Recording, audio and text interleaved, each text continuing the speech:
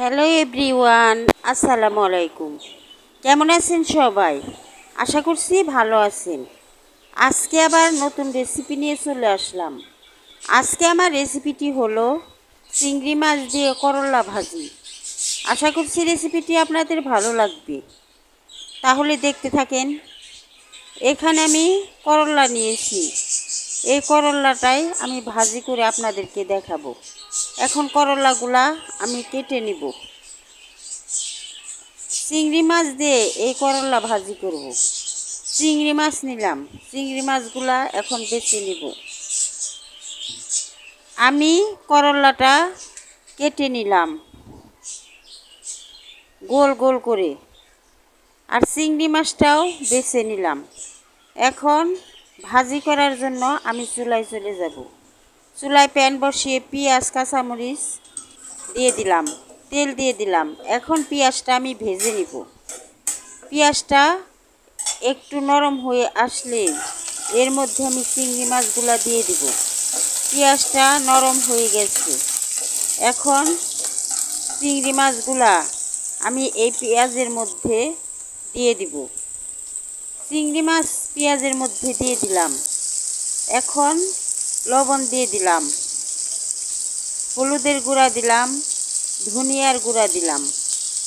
এখন নেড়ে চেড়ে চিংড়ি মাছটা মশলার সাথে মিশিয়ে ভেজে নিব। চিংড়ি মাছটা বেশি ভাজবেন না, তাহলে শক্ত হয়ে যাবে। আমার চিংড়ি মাছটা ভাজা হয়ে গেছে। এখন এর মধ্যে আমি যে করলাটা কেটে রেখেছি তা আমি দিয়ে দিব। করলাগুলা আমি দিয়ে দিলাম। এখন নেড়ে চেড়ে ঢাকনা দিয়ে ঢেকে করলাটা ভেজে নিব। করলাটা দেয়া হয়ে গেছে। এখন নেড়ে চেড়ে আমি ঢাকনা দিয়ে ঢেকে দিব। পুরাভাবে ঢাকনা দিয়ে ঢাকবেন না, তাহলে করলা খেতে তিতা লাগবে। অর্ধেক করে ঢাকনা দিয়ে ঢাকতে হবে। আমি করলাটা নেড়ে দিলাম। এখন ঢাকনা দিয়ে ঢেকে দিলাম।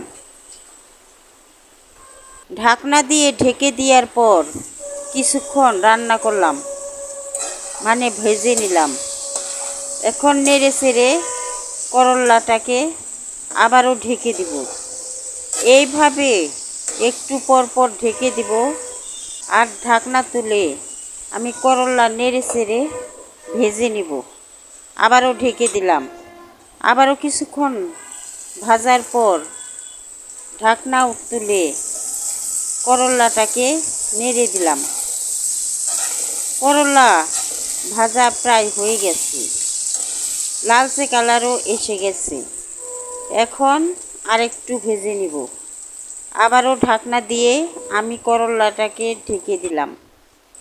আবার কিছুক্ষণ পর ঢাকনা তুলে করলাটাকে আমি নেড়ে দিলাম। এখন করলা ভাজি করা হয়ে গেছে। এখন আমি করলাটাকে চুলার থেকে নামিয়ে নিব। চুলার থেকে নামিয়ে নিলাম। কেমন লাগলো আমার এই রেসিপিটি? যদি ভালো লাগে তাহলে আমাকে একটা লাইক দিয়ে সাবস্ক্রাইব করে আমার পাশে থাকবেন। আল্লাহ হাফেজ।